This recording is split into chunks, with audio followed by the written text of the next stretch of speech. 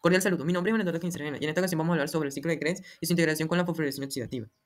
Bueno, importancia del ciclo de Krebs. Como bien sabemos, este es el principal productor de coenzimas de alta energía, como NADH y FADH2, que luego serán utilizadas en la cadena de transporte de electrones para el ATP, la cual esta energía es la que necesitan nuestras células. Segundo, el ciclo de Krebs es una vía anfibólica, lo que significa que cumple funciones tanto de degradación, es decir, catabolismo, como de síntesis, o anabolismo, lo cual permite no solo descomponer moléculas para obtener energía, sino también proporcionar precursores químicos para la construcción de nuevas moléculas necesarias para las células.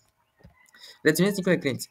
Comienza el ciclo de Krebs consta de 8 reacciones principales, donde se oxidan los grupos acetil de acetil-CoA generando NADH, FADH2, GTP y CO2, que son esenciales para la producción de energía celular. Bueno, formación de citrato. El acetil-CoA se combina con un acelerador para formar citrato catalizado por el citrato sintasa. Isomeración e isocitrato. El citrato se reorganiza a isocitrato mediante la comitasa. Oxidación a alfa-cetoglutarato. El isocitrato se oxida produciendo NADH y CO2 gracias al isocitrato de hidrogenasa. Formación de succinil-CoA. El alfa-cetoglutarato se oxida a succinil-CoA generando NADH y CO2. Producción de GTP y ATP. El succinil-CoA se convierte en succinato liberando GTP o ATP. Formación de FDH2. El succinato se oxida a fumarato produciendo FDH2. Hidratación a malato. El fumarato se convierte en malato con adición de agua fumarasa. Y regeneración de acetato. El malatazo se oxida a acelatato produciendo NADH, malato de hidrogenasa. Así el ciclo completa la oxidación del acetil-CoA, generando energía y moléculas clave que la célula necesita para sus funciones metabólicas. Balance energético en relación con coenzimas de alto poder reductor y fosforilación a nivel de sustrato. El ciclo de Krebs genera energía de dos formas, ya sea indirecta, donde produce coenzimas de alto poder reductor como NADH y FDH2, que luego generan ATP en la cadena de transporte de electrones. Y directa, mediante fosforilación a nivel de sustrato, formando GTP o ATP directamente. Por cada molécula de acetil-CoA, 3-NADH isocitrato va a dar cetoglutato o cetoglutato de succinil-CoA, malato o salacetato. Por un FDH2, que es succinitato, va a dar fumarato. Un GTP sobre ATP por fosforilación directa. Importancia: NADH y FDH2 transportan electrones a la cadena respiratoria, creando un gradiente de protones que permite sintetizar ATP, mientras que el GTP es energía inmediata. Fosforilación a nivel de sustrato. Reacción succinil-CoA, que va a dar succinato, produce un GTP o ATP directamente. No depende del oxígeno ni de la cadena de transporte de electrones. Fosforilación oxidativa. Las coenzimas reducir NADH y FDH2 llevan electrones a la cadena respiratoria. Estas generan ATP por un NADH que va a ser igual a 2,5 ATP, un FDH2 que va a ser igual a 1,5 ATP. La diferencia se debe a cómo cada coenzima entra en la cadena y al número de protones bombeados. Balance energético con el metabolismo global. Aquí, como bien sabemos, una glucosa va a dar 2 piruvatos y también 2 acetil-CoA, 2 vueltas del ciclo de Krebs. Cada vuelta produce aproximadamente 10 ATP, sumando NADH, FDH2 y GTP. Total por glucosa serían 20 ATP, solo el ciclo, sin contar glucólisis ni oxidación del piruvato. Diferencia entre NADH versus FDH2. NADH entrega electrones al complejo 1, bombea más protones, produce aproximadamente 2,5 ATP, mientras que FDH2 entrega electrones al complejo 2. Esta bombea menos protones y produce aproximadamente 1,5 ATP. Detalles sobre la fosforilación a nivel de sustrato y oxidativa. Esta es la manera directa de hacer ATP como un atajo. Es un proceso que no requiere oxígeno y que ocurre en las primeras etapas de la energía, como la glucosis y algunas partes del ciclo de Krebs. Sin embargo, produce muy poca energía neta, apenas un ATP por cada vuelta del ciclo de Krebs. La fosforilación, esta es la central eléctrica de la célula, en donde depende fundamentalmente de cadenas de transporte electrónico. Su gran diferencia es que necesita oxígeno como el aceptor final de electrones para poder funcionar. Y vamos a hablar de puntos de ingreso de metabolismo de carbohidratos. Los metabolismos de carbohidratos, como la glucosa, pasan por dos etapas cruciales antes de entrar al ciclo de Krebs. En la primera etapa está la glucosis.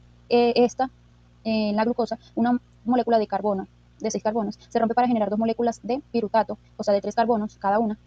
En la etapa 2 está la descarboxilación oxidativa. Cada piruvato se convierte en una molécula de 2 carbonos llamada acetil-CoA, como los que estamos observando aquí en la imagen. Esta es la forma en que los carbohidratos entran en la mitocondria. Una vez listo, el acetil-CoA se condensa con el oxacelato para formar citrato, iniciando formalmente el ciclo de Krebs. Y vamos a hablar del metabolismo de los lípidos, que los lípidos o grasas que se degradan inicialmente en ácidos grasos y glicerol. Los puntos de ingreso principales son los ácidos grasos, que sufren un proceso llamado B-oxidación. En esencia, esta ruta desmontan los ácidos grasos secuencialmente en una de 2 carbonos, todas en forma de acetilcol. Por eso, el acetilcol es el principal punto de entrada de la energía derivada de las grasas. El segundo es los ácidos grasos son cadenas de carbono impar, producen una molécula llamada propionil, o sea, CoA. Esta se convierte en succinil-CoA y entran directamente como un intermediario del ciclo de Krebs sin pasar por acetil-CoA, como observamos en la imagen.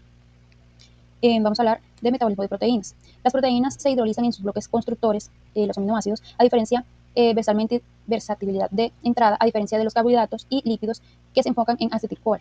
Los esqueletos de carbono de los aminoácidos pueden convertirse en varios intermediarios metabólicos y alimentar el ciclo de los distintos puntos. Los aminoácidos se clasifican por donde entran. Los que son en vía de piruvato acetil-CoA se encuentran lo que son la alanina, serina, triptofano, la vía de acetilglutarota, glutamato, glutamina y arginina, vía succinil-CoA, isoleucina, valina y metionina. También vamos a hablar de la síntesis de los lípidos. El metabolismo no solo degrada, sino que también construye anabolismo. Los intermediarios que generan energía también sirven como precursores para la síntesis de moléculas. El acetil-CoA es un precursor, es fundamental, es esencial para la síntesis de nuevos ácidos grasos, y el metanoil-CoA, esta molécula principal, es la elogancia de la cadena de ácidos grasos. El glicerol 3-fosfato, este es necesario para armar las estructuras lípidas que se derivan de un intermediario de glucilisis, DHAP. Estos intermediarios se combinan para formar triacilglicéridos, que son almacenamientos de energía, y fosfolípidos, que son estructuras de membranas celulares. Hablar sobre la explicación de los complejos de la cadena de transporte electrónico. En la mitocondria existen una serie de complejos que trabajan en cadena para mover electrones y generar energía. Todo comienza con el complejo 1, que recibe electrones del NASH y las transfiere a la coenzima Q, mientras que bombea patrones hacia el espacio de la intermembrana. En el complejo 2, por otro lado, toma electrones del FASH, también los pasa a la coenzima Q, pero sin mover protones. Luego, en el complejo 3, continúa el recorrido, enviando los electrones al citocromo C y se contribuye al bombeo de protones. Finalmente, en el complejo 4, transfiere los electrones al oxígeno, que se convierte en agua y también participa en el bombeo. Todo este flujo de electrones crea un gradiente de patrones que activa el ATP sintasa, permitiendo la producción de ATP, que es la energía que la célula necesita para funcionar. Por otro lado, tenemos la integración del ciclo de Krebs a la fosforilización oxidativa. El ciclo de Krebs no trabaja solo, está conectado directamente con la cadena de transporte de electrones. Durante este ciclo se genera NASH y FASH, que son como los transportadores de electrones. El NASH alimenta el complejo 1 y el FASH alimenta el complejo 2. A partir de ahí los electrones siguen su camino por los complejos 3 y 4. Este movimiento genera un gradiente de protones. Ese gradiente es clave porque impulsa a la ATP sintasa, que convierte esa energía en ATP. Así que, en resumen, el ciclo Krebs produce los electrones y la cadena respiratoria los utiliza para fabricar ATP, integrando todo el proceso de la respiración celular. ¿Cómo es el funcionamiento de la ATP sintasa? Bueno, la ATP sintasa es una enzima fascinante que actúa como un motor molecular dentro de la mitocondria. Tiene dos partes. F0, que es el canal por donde pasan los protones, y F1, que es donde producen el ATP. Cuando los protones atraviesan F0, hacen girar el complejo, y ese giro provoca cambios en F1 que permite unir ADP con fosfato inorgánico para formar ATP. Cada vuelta genera una molécula de ATP. En esencia, esta enzima convierte la energía del gradiente en protones en energía química, y esto es lo que mantiene viva a la molécula.